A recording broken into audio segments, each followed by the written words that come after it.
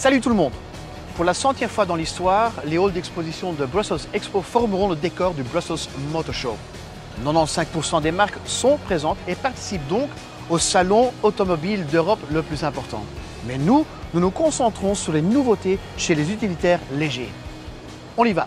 Alors, je me rappelle très bien, il y a un an, exactement un an, on était ensemble avec Passion for Vans et là, tu me disais que c'était quand même très dommage qu'il n'y avait pas de salon pour la 2e année consécutive. Et puis aussi, tu m'as dit, un Belge est né avec une brique dans le ventre, mais surtout avec une voiture entre les oreilles. Je suis très heureux, Christophe, que tu te rappelles de ça, parce qu'effectivement, je l'ai dit, je le pense toujours. Maintenant, c'était un très beau moment que vous avez créé avec Passion for Vans. Donc, on était dans un superbe studio. Mais pour être très honnête, je suis très heureux qu'on n'est plus dans un studio, mais qu'on est aujourd'hui tous les deux sur le salon de l'auto. Ah ben ça, je suis aussi content, tout avec vous. Alors, autre chose, c'est que, bon, il y a évidemment l'électricité. Les voitures normales, on est habitué, ils se sont habitués aussi. Mais les voitures utilitaires, est-ce qu'ils suivent aussi cette trend? Absolument. Donc, on peut dire que de n'importe quel véhicule, on voit cette tendance. Donc, le marché est vraiment dans une transition, qu'il s'agit d'un véhicule personnel ou d'une voiture plus de type LCV. On voit que cette électrification, elle s'est mise en route et l'objectif, donc, il va être atteint. Donc, on réduit d'année en année notre empreinte de carbone. Merci beaucoup. Je te souhaite bonne chance. Merci à toi. À très bientôt. Merci, Gabriel. Merci. Ford est probablement la marque qui montre le plus d'utilitaires légers sur son stand. 50% des véhicules ici, derrière moi, font partie de leur segment VUL. Et Patrick Van Raal, lui, il s'y connaît. Patrick, Ford Pro is alomtegenwoordig hier, maar het gaat om veel meer dan de naam alleen, maar ook een nieuwe aanpak. Kan je daar iets over zeggen? Het onderstreept het belang van de bedrijfsvoertuigen voor Ford, waarbij we er naar streven om in de komende jaren 50% van het totale Ford-volume te doen in de bedrijfsvoertuigen. En ja, al die voertuigen zullen omgeven worden door een geïntegreerde benadering, waarin wij naast de voertuigen ook een aantal andere diensten aanbieden aan de klant. Diensten zoals telematica, softwareoplossingen, laadoplossingen voor de geëlektrificeerde voertuigen, serviceoplossingen via het Ford Uptime Management Systeem. En uiteraard ook financieringsoplossingen waarbij al die zaken in één financieringsaanbod kunnen aangeboden worden aan de klant. Ja, Patrick, het zit hier echt vol met trekpleisters. Ik ga er toch eentje uithalen. Dat is die nieuwe Ranger. Ik vind hem echt fenomenaal. Kan je daar iets over zeggen? Wij zijn 9 jaar op rij segmentleider in het pick-up segment. Nieuw is dat naast de 2 liter dieselmotor er nu ook een 3 liter diesel V6 motor beschikbaar is in een nieuwe Ranger. En dit naast onze Ranger Raptor die wij enkele maanden geleden op de Belgische markt hebben gelanceerd. Nieuwe Ranger zal beschikbaar zijn vanaf april en we zijn verheugd om al te kunnen vaststellen dat de eerste bestellingen vlot binnenkomen. Iets totaal nieuw, en dat staat hier rond ons, zijn die nieuwe Ford e-Transit Custom. Dat is toch een première in België? Dat is inderdaad een première. We hebben zowel de nieuwe Transit Custom als de nieuwe e-Transit Custom hier op de stand in Belgische première. Wat betreft de e-Transit Custom, deze heeft een autonomie van 380 kilometer, wat enorm belangrijk is in het segment. En naast die autonomie is het ook belangrijk te vermelden dat er een bijkomende technische innovaties zijn, onder andere de Ford Pro Power On Board, waarbij randapparatuur kan aangesloten worden die van stroom voorzien wordt door de batterij van het voertuig. En daarnaast een snufje eigenlijk het tilting steering wheel, waarbij het stuurwiel verticaal kan geplaatst worden en zo kan omgetoverd worden tot een laptoptafeltje of een tafeltje om de lunch te nemen. En nu we toch over nieuwigheden bezig zijn, de Transit 2 ton. Voldoet die aan de verwachtingen? De e-Transit werd slechts enkele maanden geleden door Ford op de markt gelanceerd in België. De geëlektrificeerde markt in het 2-ton segment is relatief beperkt, zou ik zeggen. Maar toch zijn we erin geslaagd op enkele maanden tijd het segmentleiderschap met de nieuwe e-Transit neer te zetten. Momenteel hebben wij het jaar afgesloten met een segmentaandeel van 25%. Ja, Patrick, heel veel nieuwigheden, dus nieuwe avonturen. Ik wens u ongelooflijk veel succes toe.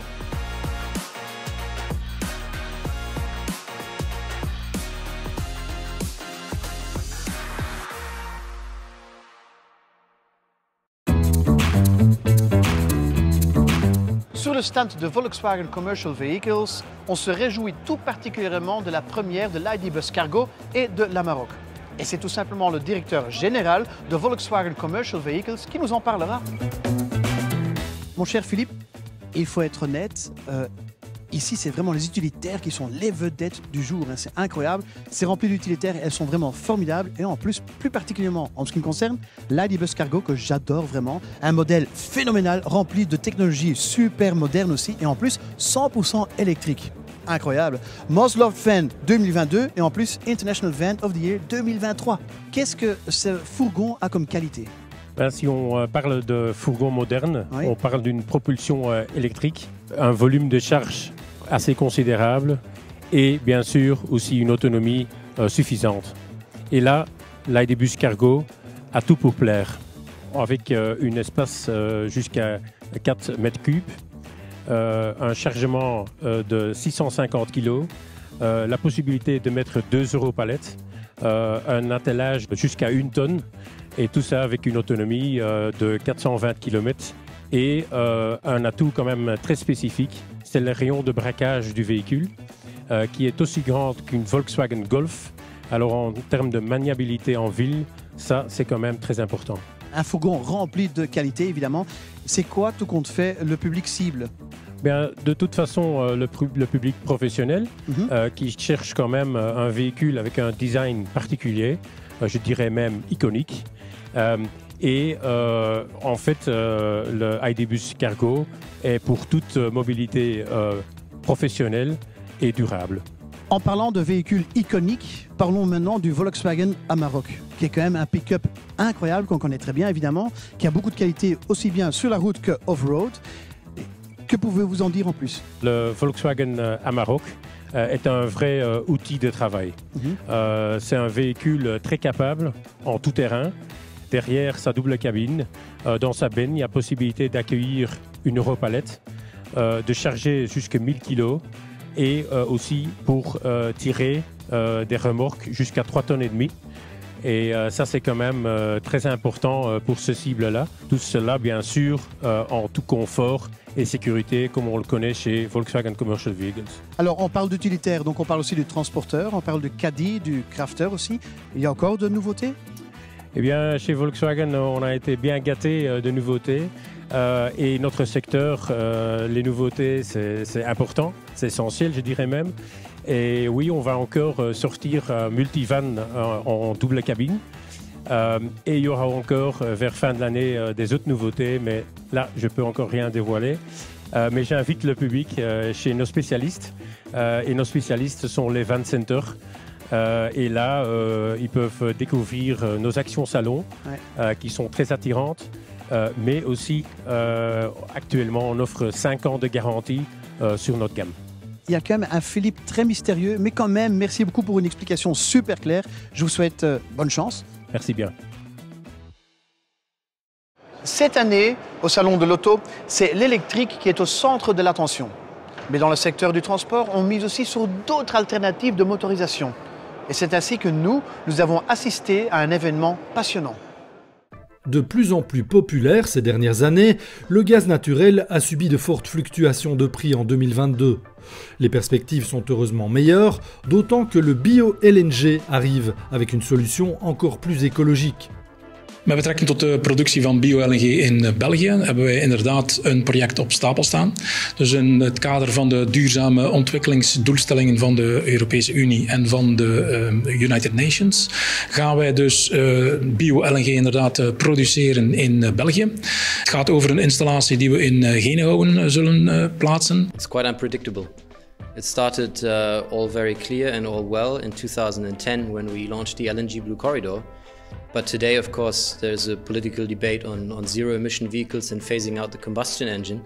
We saw that the decision was taken on light-duty vehicles, and now the big question is what's going to happen on trucks.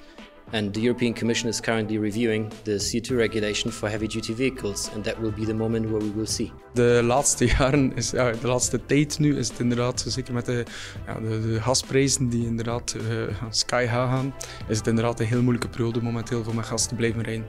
Voilà pour le cadre général, mais qu'en est-il en Belgique?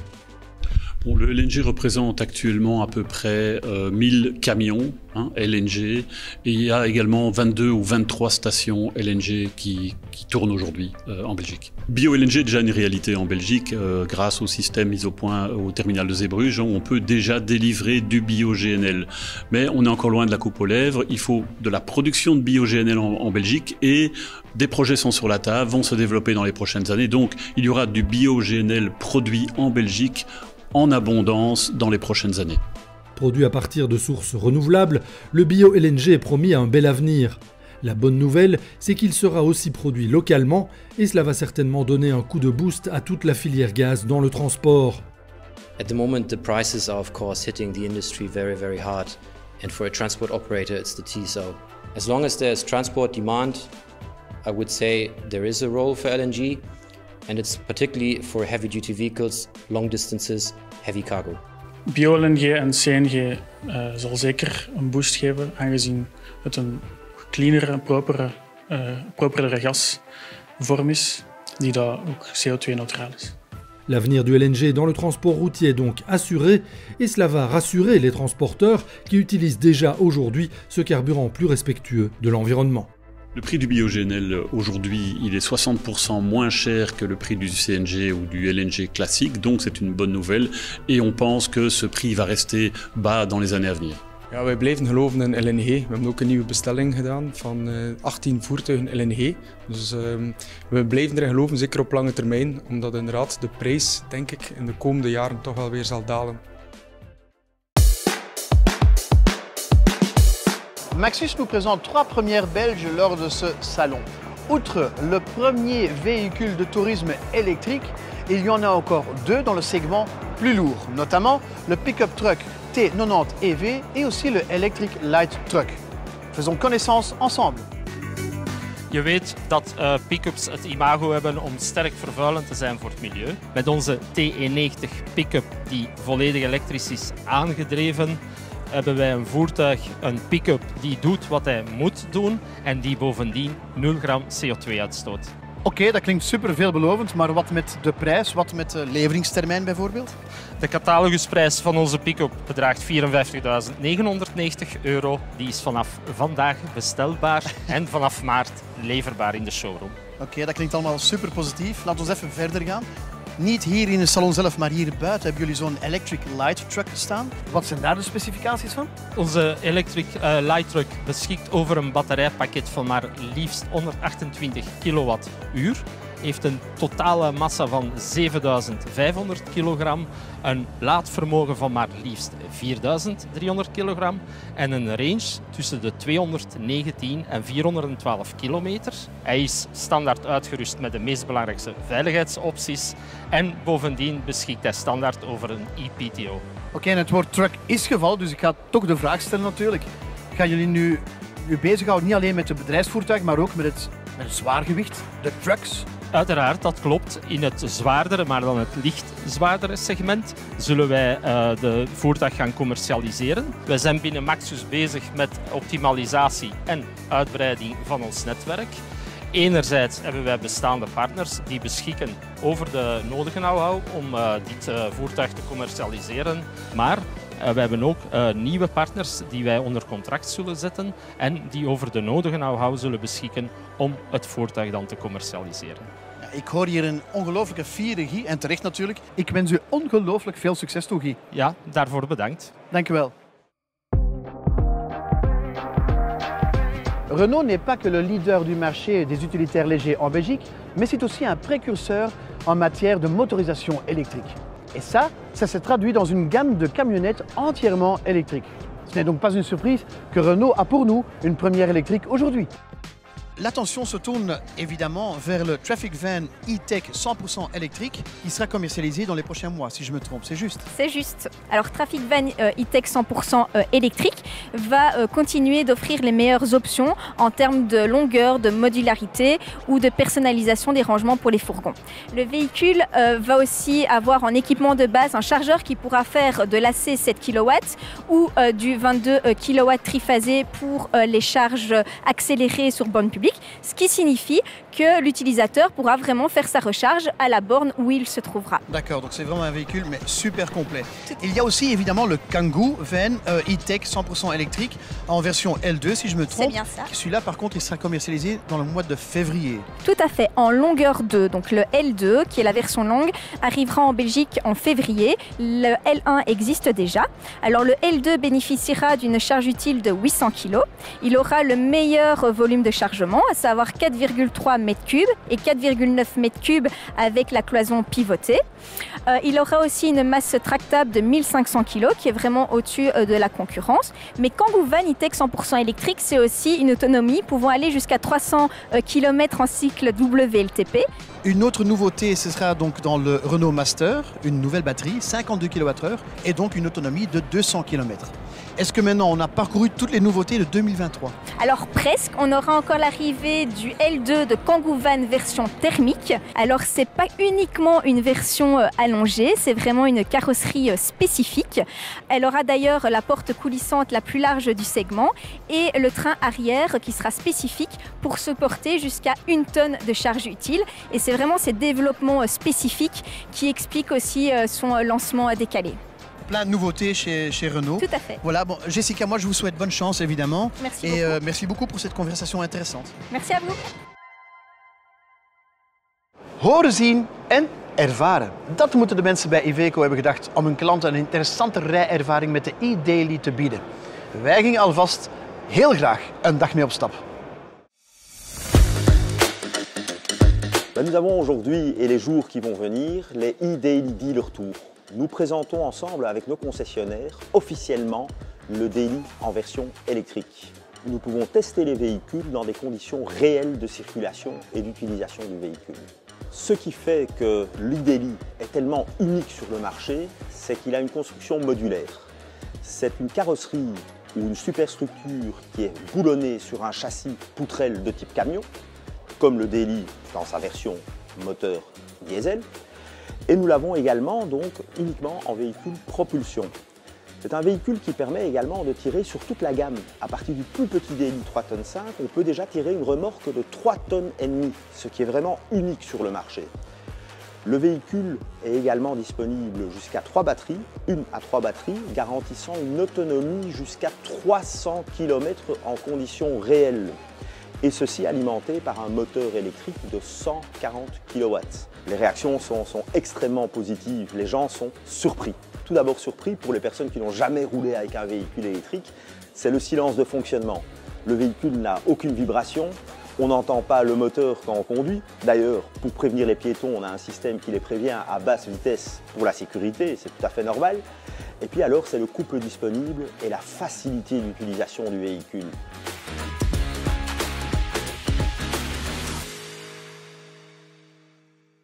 Beerman Motors est de retour et c'est à prendre au sens littéral du terme. L'importateur de Piaggio Commercial Vehicles et de Fuso, entre autres, se concentre maintenant sur les véhicules de livraison du dernier kilomètre et des livraisons intermédiaires et peut dire avec fierté que leur réseau de livraison sera opérationnel en ce début d'année. Les utilitaires légers Piaggio sont disponibles dans 22 points de vente et Fuso même dans 36. Mais quelles sont maintenant vraiment les qualités de ces véhicules? Eh bien, nous regardons ensemble. Si je vous dis Piaggio, vous allez penser à Vespa. Mais les Italiens se développent aussi dans les véhicules utilitaires et cela donne le tout nouveau Piaggio Porter NP6. Ce camion urbain, qui se conduit avec un permis B, excelle par sa compacité, sa charge utile élevée et son moteur LPG écologique. Avec un châssis facile à carrosser, le Porter NP6 est destiné aux entreprises, aux villes et aux communes. Ces véhicules sont disponibles dans toutes sortes de versions, du van-up à plateau en passant par une benne. La cabine ne fait que 1,64 m de large, ce qui le rend très maniable. À propos, le Porter NP6 est équipé d'un moteur moderne bicarburant, un mélange essence LPG ou essence CNG, ce qui répond tout à fait aux exigences du transport en ville. Et une variante électrique est également en route. Piaggio Commercial Vehicles permet à Beerman Motors de couvrir une gamme jusqu'à 3,5 tonnes. Au-dessus, il y a le Fuso Canter, un camion compact disponible en 5 versions de MMA de 3,5 à 8,55 tonnes. Le Fuso Canter est très polyvalent. Il propose une variété d'empattements, de cabines et de carrosseries. Cette année, la gamme des moteurs thermiques traditionnels sera complétée par des moteurs électriques qui couvriront une gamme allant de 4,25 à 8,5 tonnes. Dans chaque cas, le choix sera proposé entre différents packs de batteries, plusieurs empattements et configurations pour répondre à la demande spécifique du client. Tant sur le Piaggio Porter NP6 que sur le Fuso Canter, il y a actuellement des conditions salon intéressantes. Beerman Motors dispose aussi d'un large stock de véhicules. Voilà, cette émission fascinante sur le salon de Bruxelles est terminée. Moi, je vous remercie d'avoir regardé et à une prochaine fois. Dada!